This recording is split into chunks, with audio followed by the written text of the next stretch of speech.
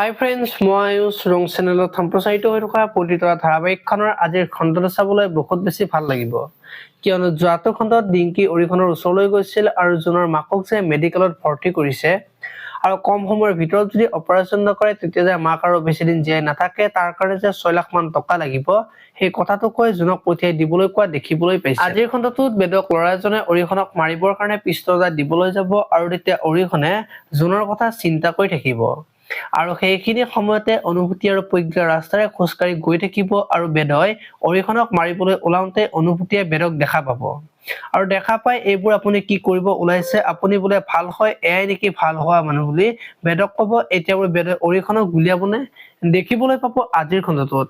ইফালে আকৌ জুনৰ মাকৰ অৱস্থা বহুত বেছি বেয়া হ'ব আৰু জুনে মাকৰ কথা ভাবি কান্দি থাকিব আৰু মই ইয়াত থাকিলে মাৰ অপাৰেশ্যন কৰিব নোৱাৰিব আৰু তেতিয়া মাৰ দেখোন মৃত্যু হ'ব, এতিয়া বাৰু মই মাৰ অবিহনে কেনেকৈ জীয়াই থাকিম বুলি চিন্তা কৰি থকা দেখিবলৈ পাব। আনফালে আকৌ চন্দিকাই যি মাকৰ লগত অৰিখনৰ কাৰণে ছোৱালীজনীক সোনকালে বিয়া পাতিবলৈ ক'ব আৰু তেতিয়া মাকে চন্দিকাক তাৰ মই ছোৱালী মই চাম বুলি কোৱা দেখিবলৈ পাব। আপোনালোকে প্ৰতিতৰা ধাৰাবাহিকখন চাই কেনেকুৱা পায় কমেন্ট কৰি জনাব আৰু যদি আপোনালোকে এতিয়ালৈকে চেনেলটো ছাবস্ক্ৰাইব কৰা নাই তেতিয়াহ'লে চেনেলটো ছাবস্ক্ৰাইব কৰি ভিডিঅ'টোত এটা লাইক কৰি দিব। ধন্যবাদ।